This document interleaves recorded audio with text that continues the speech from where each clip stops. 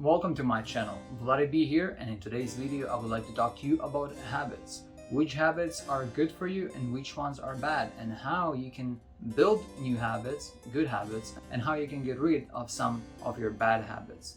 Let's say you want something really bad, like a new PS5 or an Xbox, maybe you want a new car, a new house, or even just to go on a vacation, whatever it is, but you fail to save up the money to do that because of your poor habits.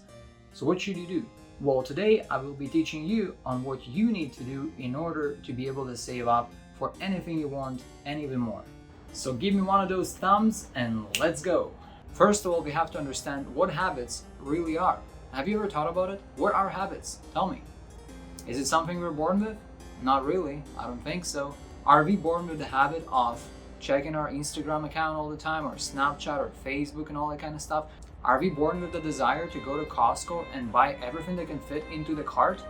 I really don't think so. Habits are actually something that is being built in our heads throughout our whole lifetime. You pick up from your siblings, your relatives, your parents, your peers, especially in your childhood. How are those habits actually being formed? They're being formed by you observing someone's behavior, liking something about it. Maybe it's a person you like or admire. You look, you observe their behavior, and you want to repeat that behavior, so you start repeating it. And once you repeat it over and over again, it becomes into a habit. So they are formed by constant repetition. And that's actually a really good point to take note. Consistent repetition builds habits, good or bad habits, it doesn't matter. So why is it that building good habits is so much more difficult than building a bad habit? Bad habit just seems to stick to us naturally, while good habits are close to impossible to build. Like reading a book every night or every day, like working out, exercising every week, eating healthy. Those habits are extremely hard to build. Meanwhile, eating junk food, drinking coffee, drinking pop, smoking cigarettes, watching movies and shows, and all that good stuff is just gets stuck to us like this, easily, without any effort. The reason is because, first of all, our brains, and we'll come back to that later, our brain's always going to be looking for the path of least resistance, which means our brains always want to do whatever is the easiest. That's why habits form in the first place, to make things automatic, make it easy without you having to think about it. They become subconscious. So we get into the habit of coming home from work, dropping our ass on the couch, turning on that TV, and binge watching Netflix until it's bedtime. And that is the path of least resistance, because that means you don't have to do anything, you don't have to think about anything. You're just sitting down and you're watching. You're actually kind of being brain dead as you're doing that. And while you're at it, maybe throw in some junk food as you're sitting on that couch to complete the full package. The reason is because habits are built based on what's called instant gratification.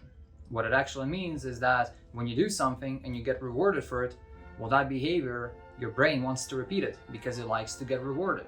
And the reward can be anything, as long as it's instant. That's the key. Instant gratification, not just any gratification. So then you're more likely to repeat the action. For example, when you go to a new restaurant and you try some delicious food, you get instant gratification in the form of the rich flavors of that food. And so you want more of it. Your brain wants more of it because you like it. Your taste buds, it's like a party for your taste buds. So the next time you're gonna be in the area and take a look at that restaurant, or next time you even get hungry, you're gonna think about that food. You're gonna be craving it because your brain wants that which makes it feel good. On the other hand, if you hated that food, next time you look at that place, you'd be avoiding it. You'd be like, no, I don't want to go there. That food is nasty. So once you have that craving, you're gonna want to do that again. You're gonna want to go there again. And so you do one more time, another time, and then suddenly it becomes into this addiction, into a habit. Now you start going to this place like every week. No offense, but to all those people that create a traffic jam in a Starbucks drive-thru every single morning, that's an addiction. That's like your routine. It's your habit. You've built a habit because you went to Starbucks, you like their coffee, it's quick to an extent, you don't have to leave your car, so you get that instant gratification, so you want to repeat that behavior. You know that if you go to Starbucks, they're always going to serve you with that same good coffee, it's going to be fairly quick, and you're going to spend that $5. But if you think about it, if you drink coffee 5 days a week, on average, and you spend at least $5 every time you drink that coffee, let's just say roughly we're gonna multiply that $5 by 300 days. I'll give you a break. Let's pretend you don't drink coffee every single day, just 300 days out of the 365 days. times 5, that's $1,500 on Starbucks alone. Just on Starbucks coffee. And usual drinks are much more than $5. They're like $7 on average. So again, I'm giving you a break, but $1,500 is the very minimum. Just think about what things you could have gotten with that $1,500 in 1 year. You could have definitely gotten that Xbox or that PS5 and even an old beater. You can even get a car for that money. They can get you to places. Except you probably wouldn't want to drive an old beater if you drink Starbucks coffee, but who knows. This is definitely enough money for a decent vacation for 2 people for a week or even 2, all inclusive, or a really awesome vacation for 1 person if you're single. And so this is the same reason why it's so much harder to build good habits, because of that instant gratification. The idea is that good habits normally don't provide instant gratification. They provide what's called delayed gratification. You get delayed benefits from practicing good habits. For example, if you go to the gym, that workout is not going to make you feel instantly great. It's going to make you feel great in a few months from now if you consistently go to the gym, but it doesn't make you feel good today. That's why your brain wants to resist it. It doesn't like it. It doesn't have fun. It doesn't enjoy it. So it's telling you, well, I don't care for that. What is it? What's in it for me? Your brain is asking you, what's in it for me? I'm getting tired, I'm getting sweaty, and I'm not getting anything fun out of it. So we want the things that we do to be instantly great. We want it all and we want it now. So for example, watching that movie on the couch, it doesn't take any effort at all whatsoever. So of course, your brain is going to pick that route rather than going to the gym and sweating. Instead, you're just going to sit on the couch, watch TV, and your brain doesn't have to work. You want to eat fast food because it tastes good, it's unhealthy, but we don't care about the long term. We're kind of selfish in that sense. We're so selfish that we don't even care for ourselves. We don't care what's going to happen to us in a year from now because we indulge in shit that's actually bad for us without thinking about the future. Like, you're going to eat that fast food every day for breakfast, lunch, and dinner. You're eating it now because you're satisfying your cravings today, but you're not thinking about your future self that is going to hate you in a year from now, saying, why the hell did I do this? Eating McDonald's every day, or eating this and that, drinking pop, drinking coffee, smoking cigarettes. You're doing this because you get instant gratification. You smoke a cigarette, you satisfy your nicotine craving. You drink a cup of coffee that is actually extremely acidic, and a lot of coffee can damage your stomach. It does actually damage your stomach. But you keep drinking that coffee because you have to satisfy your caffeine craving. You don't think about the future. You think about yourself now, today. And that's a problem. So remember, fast food, all it leads to is obesity and diabetes. Smoking leads to cancer, lung cancer, mouth cancer, all sorts of cancers. Too much coffee is bad for you. Alcohol is terrible for you. And the combination of all, which is what most people do, is the combination of all. Let's start from the beginning. Let's rewind. You wake up in the morning, it's Friday, you drank a bunch of coffee, you went to work, you ate unhealthy lunch at McDonald's or anywhere else. Then you went and you decided to go party at night because it's Friday night. So you drank a bunch of alcohol, right? On top of that, with some energy drinks that are terrible for you. You probably smoked a little bit socially because everybody smokes, so you smoked some socially too. And then in the end of the party, you decided to get more McDonald's because everybody's hungry. And then the next day you feel like shit. And in a year from now, this kind of a behavior is going to make you into an old fart at 30 years old. You're going to be 30, but you're going to feel like you're 60 because of this kind of a behavior. We're living in the moment, but we're living in a society this day and age where we are actually living to be 80, 90, and even 100. But people will fall apart. You won't survive until this age if you're living this kind of a lifestyle.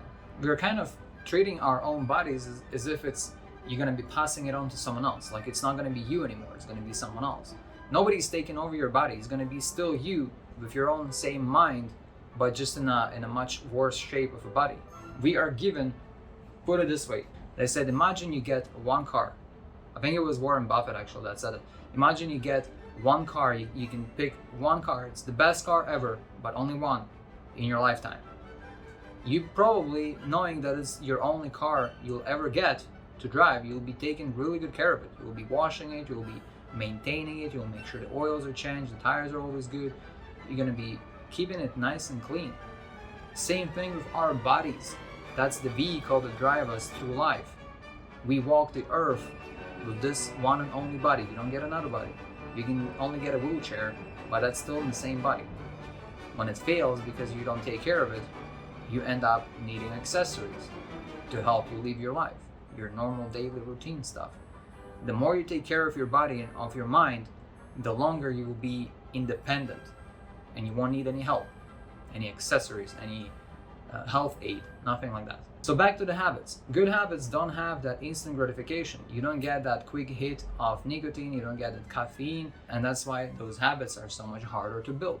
That's some serious deep shit I'm sharing with you, by the way, so you better take note. You better like really pay attention, because it's important, and people don't tell you this. Your friends that invite you over to drink and eat fast food, they don't care for you. They just care to have fun at the moment. They're living in the moment. Notice lately, all the really successful people, they all look good. They all look in a good shape. They don't have to work out. I mean, they don't have to show it off. They do it because they understand that they're wealthy. They want to be healthy. They want to enjoy their money, their success. They want to enjoy their life as long as possible. So they give up, although they have all the money in the world, they give up drinking, they give up coffee, they give up smoking, all the drugs, all the bad shit, they give that up. Because they want to take care of their own body, because they want to enjoy their life as long as possible. Think about it. So what satisfaction do you get from reading that business book that you've been putting off for a long time? You get no instant satisfaction from that. What satisfaction you get out of going to the gym instead of dropping on a couch and watching movies? No satisfaction, right? What satisfaction do you get from resisting the temptation of drinking that 5th cup of coffee or having that smoke? No satisfaction. But the actual gratification from this resistance is huge. It's insanely huge. It's just in the future. That's the key here. It's in the future. It's not right away. It's not instant. It's delayed. So we have to understand that. Those habits are great, but we have to stick to them because they make the future better.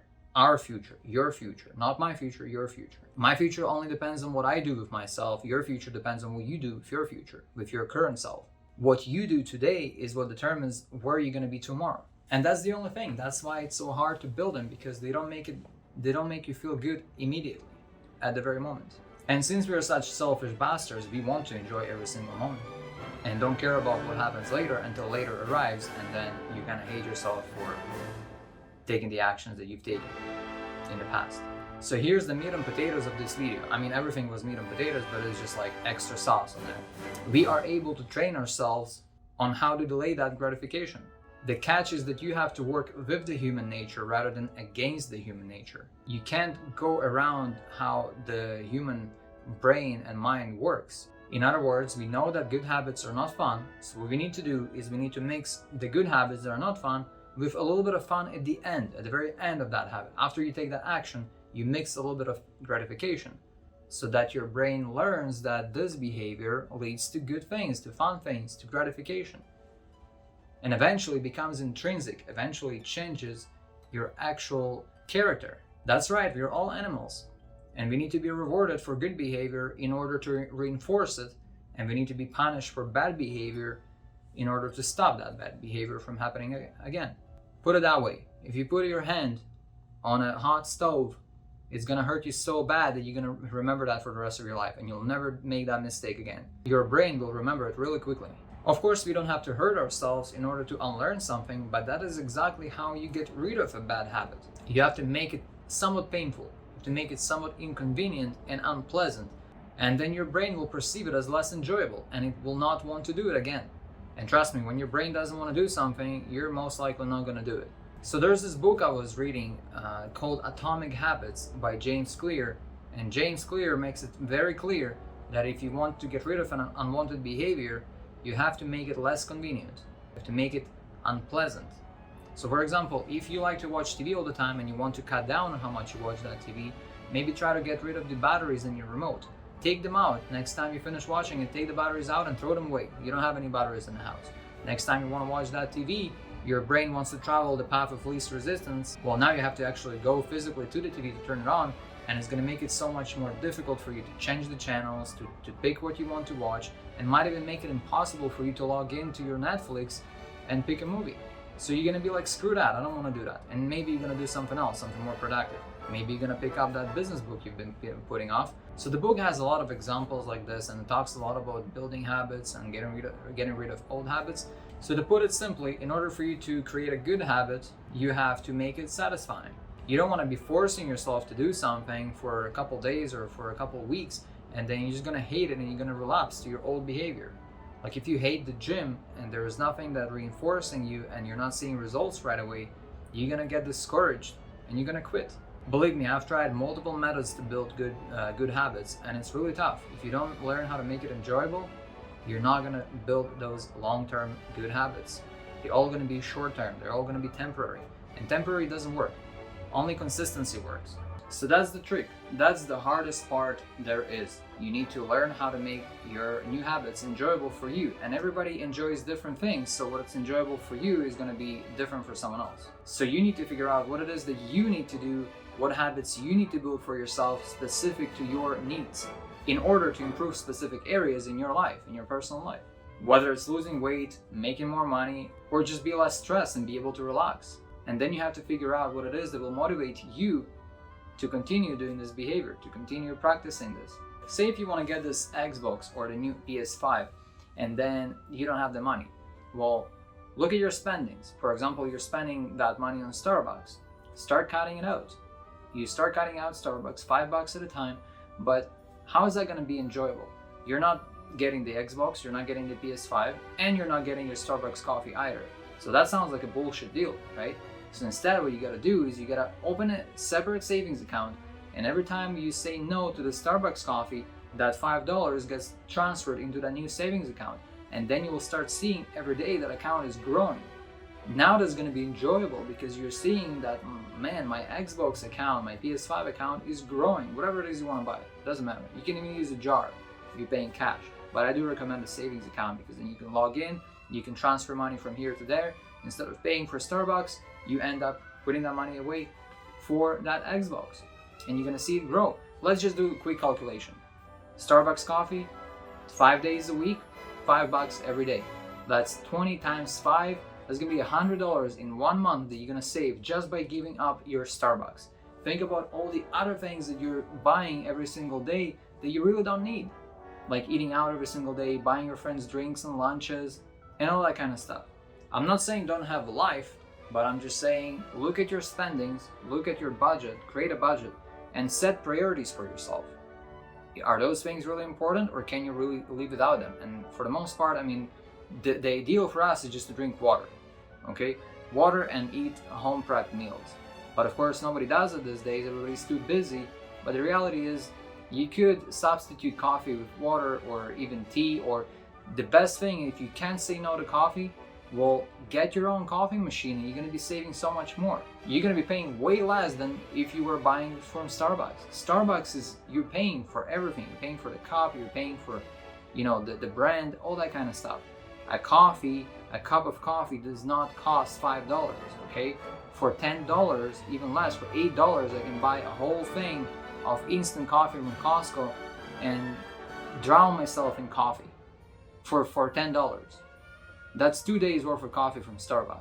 So look at your spendings, set your priorities. What are you spending too much on, and start cutting it. But then put that money into a different savings account so you can see how it's growing, and that's gonna motivate you. That's just one example, one idea. But it's not gonna work for everybody. Again, I said you have to figure out what works for you. Let's say if you're trying to lose weight, putting money away in the savings account is not gonna cut it for you. So instead, after each workout, maybe you want to spoil yourself with a massage or with a manicure, pedicure, whatever. If you're going consistently for a week or two, you save up to go on a fancy dinner with your significant other with the money you save from not drinking coffee, by the way. Make it so that after you work out, you're actually enjoying something at the end. This way your brain will learn that after this action, after workout, something good comes out of it. After you repeat it multiple times, your brain learns that, okay, it's gonna connect the working out with this gratification. Basically, you get the idea. Reinforce a good behavior that is not very fun with something that's really enjoyable, immediately enjoyable after the behavior, at the very end of the behavior. And it will become automatic. Eventually you will stop struggling with it. It will just become second nature. It will become intrinsic. You will be in a better mood, you will be more energetic, less stressed, and you can start working on another habit. Just remember this one extremely important point, and we will leave it at that. If you don't use it, you lose it. Remember that. Whenever you don't use something, you end up losing it. If you stop practicing something good, your brain will really quickly go back to its old ways, by choosing the path of least resistance. You will always be inclined to do things that are easy, fun, and usually not very productive. Thank you for watching. I hope you got some really good tips out of this video. Please subscribe and like my video because I really need your help to grow this channel, to get this message out to more people, and I definitely need your help. Check out my playlist to pick your favorite subject and watch those videos to get more advice and some awesome ideas. See you in the next one.